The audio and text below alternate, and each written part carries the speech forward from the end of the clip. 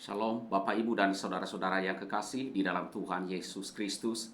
Kita bersyukur kepada Tuhan karena Tuhan terus memberikan kita kekuatan, penyertaan-Nya begitu ajaib dalam kehidupan kita. Kita hidup dan ada sampai saat ini adalah kemurahan Tuhan semata-mata. Kita kembali merenungkan firman Tuhan pada hari ini dan marilah kita berdoa sebelum kita akan membaca firman Tuhan serta merenungkannya. Kita berdoa. Tuhan Allah Bapa kami yang bertata dalam kerajaan sorga, kami bersyukur kepadamu, ya Tuhan Allah kami. Terima kasih untuk kasih setiamu. Terima kasih untuk berkat-berkatmu. Terima kasih seluruh keberadaan kami, karena semua itu adalah anugerahmu saja kepada kami. Ya Tuhan Allah kami, ampunilah segala dosa kami. Sucikan, basuhlah kami oleh darah Tuhan kami Yesus Kristus. Dan berilah kami kekuatan untuk boleh membaca firman-Mu dan merenungkannya. Dan kiranya dengan pertolongan-Mu, iman kami, pengenalan kami akan Tuhan semakin hari semakin mengenal Engkau. Terima kasih Tuhan. Tolonglah kami, dalam nama Tuhan Yesus kami berdoa. Amin. Bapak, Ibu, dan Saudara, firman Tuhan yang akan kita renungkan pada hari ini, saya ambil di dalam Mazmur pasal yang ke-25. Demikian firman Tuhan. Doa mohon ampun dan perlindungan dari Daud. Kepadamu ya Tuhan ku angkat jiwaku, Allahku kepadamu aku percaya.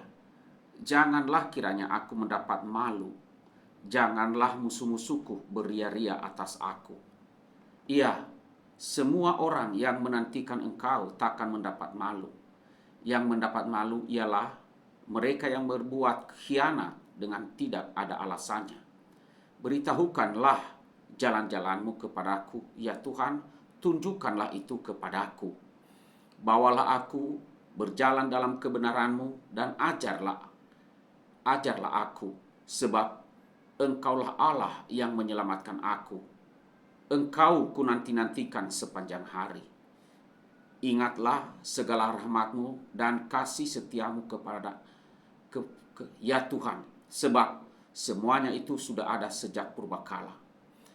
Dosa-dosaku pada waktu muda dan pelanggaran-pelanggaranku janganlah Kau ingat.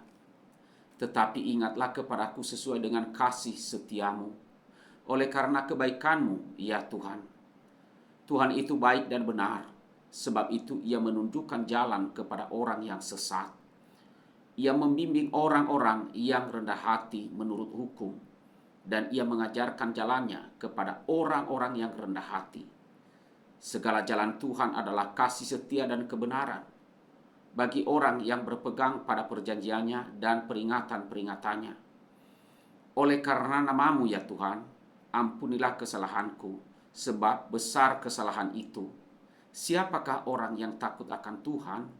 Kepadanya Tuhan menunjukkan jalan yang harus dipilihnya.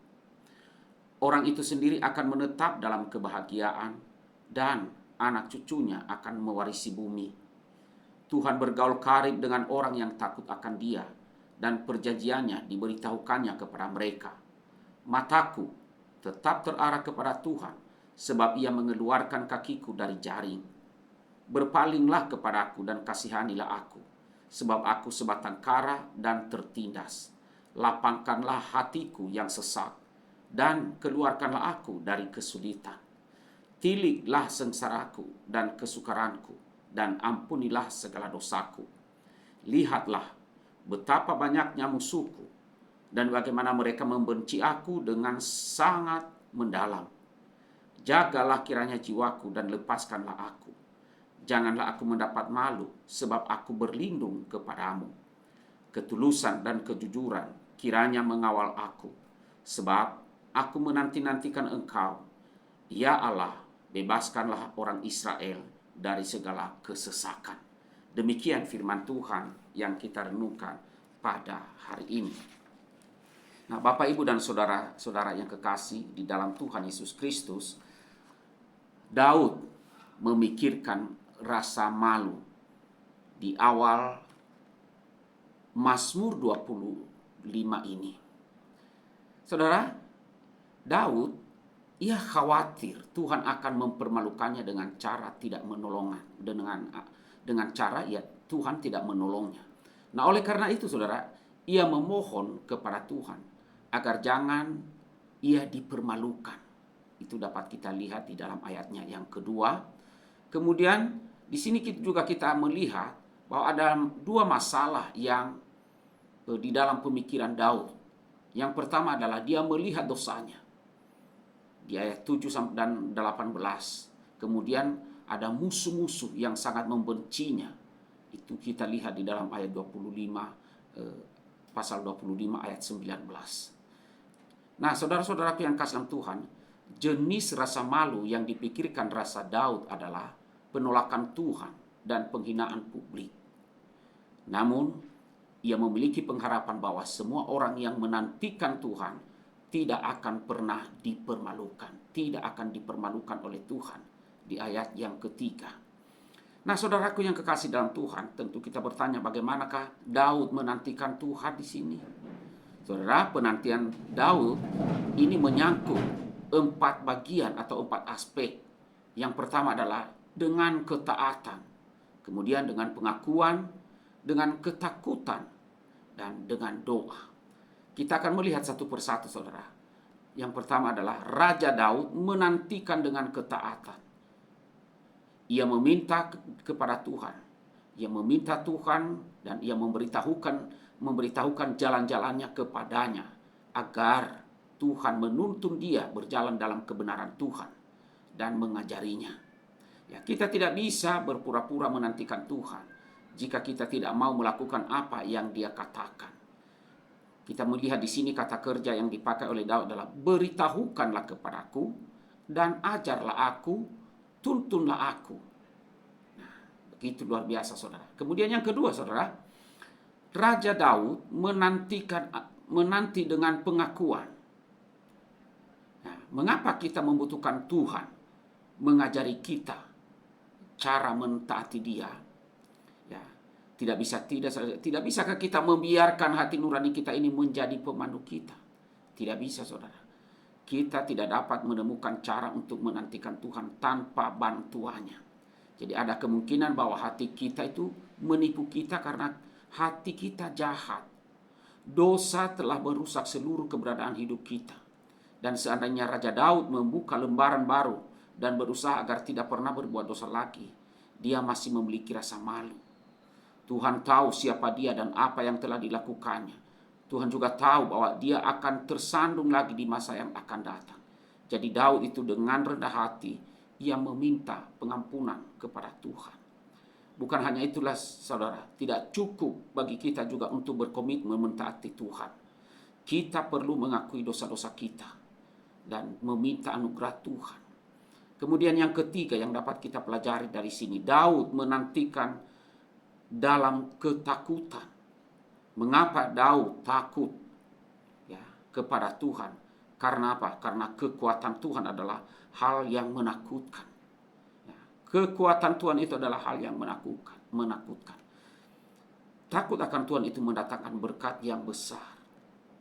Kemudian yang keempat, yang terakhir adalah Daud berdoa kepada Tuhan sekali lagi dan ia meminta beberapa hal. Ya. Apakah Tuhan menjawab doanya? Daud berkata demikian. Ya, semua orang yang menantikan engkau tak akan dipermalukan. Di dalam ayat 3. Tuhan mendengarkan doa setiap umatnya, setiap orang yang percaya kepadanya, setiap orang yang sungguh-sungguh mengandalkan Dia. Dan Ia akan menjawab kita juga kalau kita sungguh-sungguh hidup takut akan Tuhan dan menantikannya. Jadi jika kita mempercayai Tuhan, ya, kita tidak akan pernah kecewa.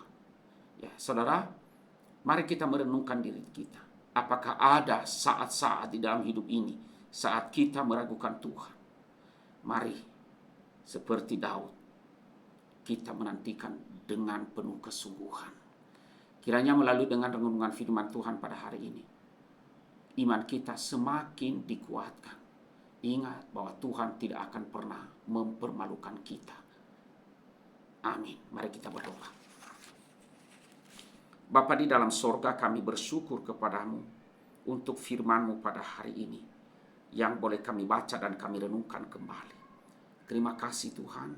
Dan biarlah kiranya Tuhan yang terus menopang iman kami dan menolong kami untuk terus taat akan Engkau, untuk terus memohon kepadamu petunjuk dalam hidup kami, dalam hal kami bertindak, dan agar kami sungguh-sungguh hidup bagi Tuhan. Kami terus menantikan Engkau karena kami yakin bahwa Engkau tidak pernah mempermalukan kami. Tuhan, tolonglah kami, iman kami, apapun keadaan kami sebagai umat-Mu. Tuhan, berkatilah. Terima kasih ya Tuhan. Di dalam nama Tuhan Yesus kami berdoa. Amin.